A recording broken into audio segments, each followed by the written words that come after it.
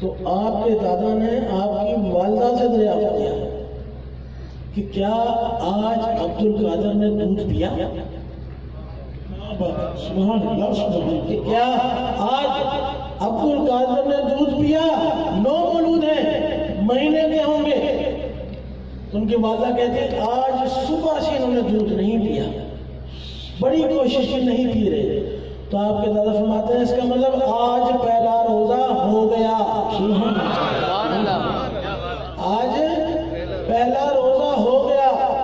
سوچیں اللہ کا ولی جب پہلے دن کا ہو تو اپنی ولایت اشکار کرتا ہے. دوسرا حوالہ دیتا ہوں، حضرت سلطان باہو حق باہو رحمۃ اللہ علیہ، شور کوٹ شریف والے، آپ کے والد کو وہاں کے ہندو بنیوں نے یہ کہہ کے زخودوب کیا کہ آپ کا بیٹا ہم میں سے جس سے نظر ملاتا ہے اس کا دل اللہ اللہ اللہ کرنے لگتا ہے.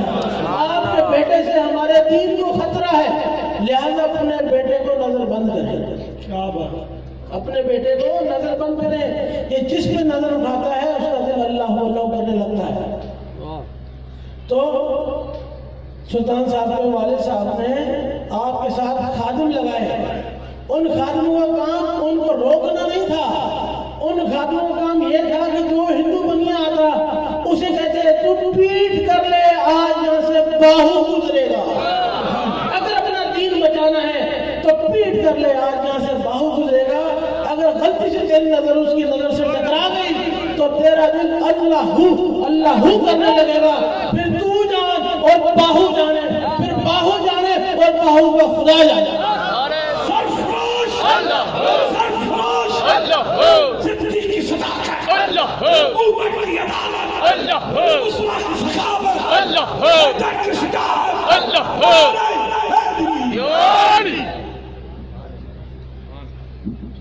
کلندر پاک کا تذکرہ چلا. کلندر پوری دنیا میں ڈھائی ہے، پوری دنیا میں ڈھائی ہے. ایک آدھی کلندر تھا رابعہ بصری. اب 2.5 کلندر پوری دنیا میں ہیں. ان میں سے ایک کا تذکرہ کرتے ہیں حضرت لال شہباز کلندر بنام عثمان مروندی رحمۃ اللہ علیہ. آپ جب شہر سیون میں آئے، سیون اس وقت طوائفوں کا گڑھ ہوا کرتا تھا، طوائفیں ناشتی تھیں. طوائفوں کے لیے پورے سندھ سے لوگ پہنچتے تھے وہاں. یہ میں بات کیوں کرنے لگا ہوں؟ اس حدیث کو کوٹ کرتے ہوئے کہ ایک دفعہ صحابہ کرام نے آقا دو عالم سے دریافت کیا یا رسول اللہ صلی اللہ علیہ وسلم، آپ اکثر مشرق کی طرف رخ کر کے مسکراتے ہیں، محسوس ہوتا آپ کو خوشی ہو رہی ہے. آقا دو عالم جواب فرماتے ہیں کہ مجھے یہاں سے ٹھنڈی ہوائیں آتی ہیں. سبحان اللہ سبحان. مجھے یہاں سے ٹھنڈی ہوائیں آتی ہیں. اب ان ٹھنڈی ہواؤں کا سبب بیان کرنے لگا ہوں میں کہ یہ ٹھنڈی ہوائیں پہنچاتا کون تھا، یہ ٹھنڈی ہوائیں جاتی کیسے تھی. جب کلندر پاک 7 شریف میں آئے تو باطل کا نظام تھا. کلندر پاک نے اس نظام کو چھیڑا نہیں، ایک رد و بدل کیا.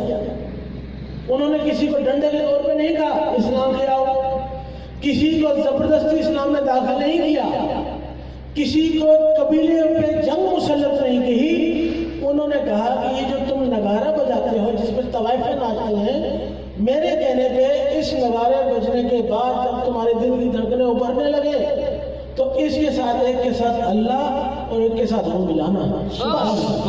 پھر تم اپنے طوائفیں کے لیے جانا، جو کرنا ہے پورا کام کرنا، لیکن میرے کہنے پہ صرف یہ کرنا کہ نگارہ جب بجاتے ہو دھمال کرتے ہو تمہارے دل کی دھڑکنیں ابھرتی ہیں تو اس وقت ایک دل کے دھڑکن کے ساتھ اللہ، دوسری کے ساتھ اللہ اللہ اللہ اللہ. ایسا بھی عالم آیا کہ نگارہ جو پہلے طوائفوں کے لیے بجتا تھا، پھر اس کے بعد جب ان کی دل کی دھڑکنوں نے اللہ اللہ کرنا شروع کی تو وہ لال شہباز کلندر کا انتظار کرتے کہ 4:30 بجے لال شہباز کلندر اس جگہ آ کر بیٹھیں گے تب نگارہ بجے گا. جو اللہ کی دھمالیں ہم اکیلے میں کرتے تھے آج اپنے مرشد کے سامنے کریں.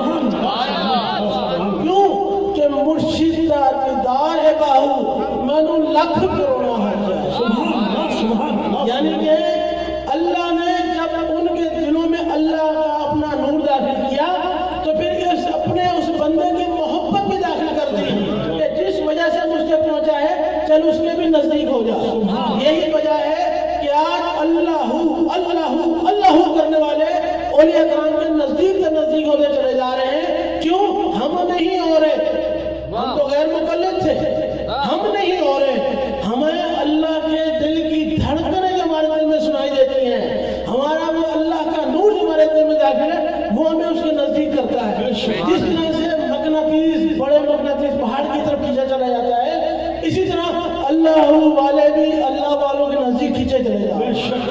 تو یہ جب کھینچے جاتے ہیں، گاڑی جب قریب سے گزرتی ہے تو ہوا کا جھونکا دیتی ہے. اسی طرح سے جب اللہ والے کسی محفل میں بیٹھ کے اللہ کا ذکر کرتے ہیں، اور اگر وہ کسی نسبت سے وابستہ ہوں تو جب اپنے مرشد کو یاد کرتے ہیں تو وہ جھونکے آقا دو عالم کے چہرے مبارک پر پیش ہوتے ہیں کہ اے آقا دو عالم، آج سلطان صاحب کے ماننے والوں کی طرف سے ذکر قبول کریں، آج غوث پاک کے ماننے والوں کی طرف سے ذکر قبول کریں، آج بابا فرید کے ماننے والوں کی طرف سے ذکر قبول کر رہے ہیں. اور کبھی کبھی تو بابا بلے شاہ کی دھمالیں بھی پہنچتی ہیں، آج بابا بلے شاہ کی دھمالوں کا شرف قبول کریں. سبحان اللہ. اسی لیے جو یہاں سے ٹھنڈی ہوائیں پہنچتی ہیں وہ ان اولیاء اللہ کا فیضان ہے. بے شک جو آقا دو عالم محمد مصطفیٰ صلی اللہ علیہ وسلم کی امت میں آیا، اور اللہ نے ہمیں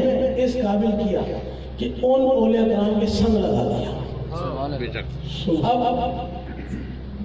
ایک آخری بات، کل پرسوں بلکہ شاید 15 سے 20 دن ہو گئے، ہم یہ دیکھ رہے ہیں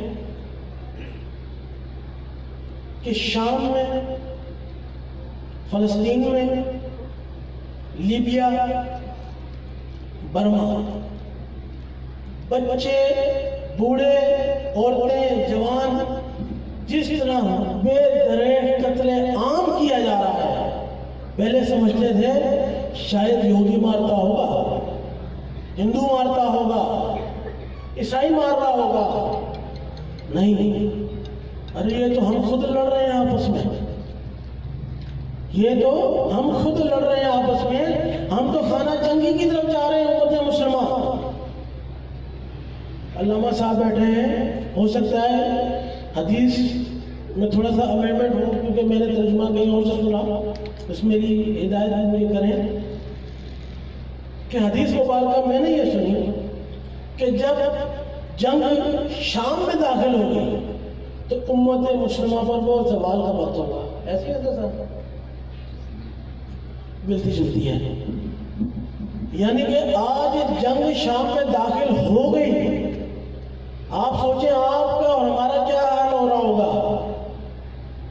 لیکن ہم لاکھوں، کروڑوں، اربوں، خربوں میں نوافل پڑھ لیں تو ہم اس پاکستان میں پاکستانی ہونے کا حق ادا نہیں کر سکتے، کیونکہ اللہ نے اپنے اس فیضان کے اندر شامل کر کے اس پاکستان میں ہمیں پناہ دے کر ان تمام جنگوں سے بچا لیا. اللہ نے ہمیں ان تمام جنگوں سے بچا لیا. ورنہ شام کا حال دیکھیں کہ وہاں پہ جو عورتیں اپنے بچوں کو دودھ پلاتی تھیں وہ زبان ڈھونڈ رہی ہیں. جو باپ اپنے بچے کو ہاتھ لے کے چلتا تھا راستے پہ، جس نے اس کو چلنا سکھایا، وہ اپنے بچوں کا ہاتھ ڈھونڈ رہا ہے کہ وہ ہاتھ کی طرح جو 3 سال کی عمر سے میرے ساتھ چلا.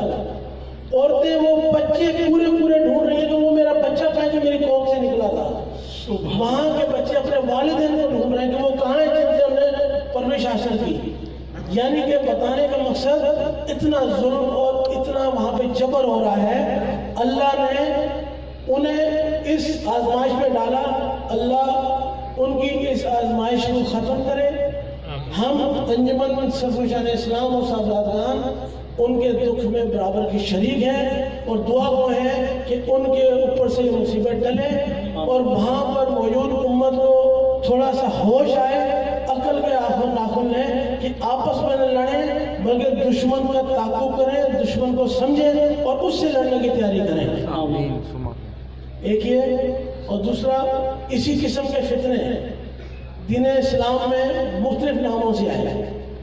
کبھی طالبان کے نام سے آ گیا، کبھی وہ مختلف روپ دھار کے ہمارے دین میں داخل ہو گیا.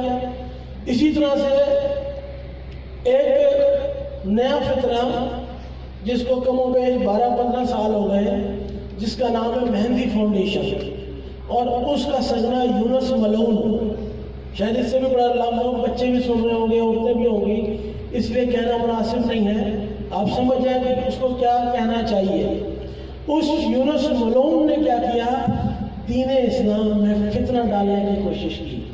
افسوس یہ کہ 2001 سے جب سے اس نے فتنہ ڈالنے کی کوشش کی، 2001 سے ہم گورنمنٹ کو کہتے آئے ہیں، انتباہ کرتے آئے ہیں، تنبیہ کرتے آئے ہیں کہ اس شخص کی کارروائیوں پہ نظر کی جائے. ہم نے ان کے کارکنوں کے نام بھی دیے کہ یہ کارکن یہاں موجود ہیں، ان کو اٹھایا جائے. لیکن شاید قائد اعظم بہت بڑے ہیں، آج بھی زندہ ہیں، وہ چھوٹ جاتے ہیں. بارہا پکڑایا، بارہا چھوٹ گئے. شخصی ضمانت پہ چھوٹ جاتے ہیں.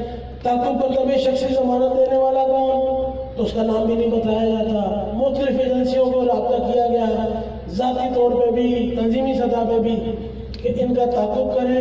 جن جن کے نام ایٹ لیسٹ ہیں انہیں تو پکڑیں، لیکن انتظامیہ کی طرف سے کوئی خاطر خواہ پیش رفت سامنے نہ آئی، بلکہ الٹا یہ ہوا کہ ہم ہی کو دبایا گیا. ہمیں ہی اس قسم کے ناجائز کاموں کا سرگنا بنا دیا گیا کہ ایسا پیش کیا کہ شاید یہ خدا نخواستہ شاید ہم کر رہے ہیں. واضح کرتا چلوں، انجمن سرفرشان اسلام کا، ریاض احمد گوشے مدد علی کا، مہندی فاؤنڈیشن اور اس کے سرنا یونس ملعون سے قطعاً کوئی تعلق نہیں ہے. نہ اس سے تعلق ہے، نہ اس کے باطل عقائد سے تعلق ہے، نہ اس کی کسی بھی قسم کے پرچار سے ہمارا تعلق ہے. کیوں؟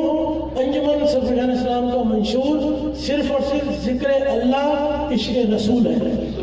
اس سے ہٹ کے اگر کوئی منشور پیش کرتا ہے تو نہ وہ انجمن سرفرشان اسلام کا ہے اور نہ وہ ریاض احمد گوشے کا مرید ہے.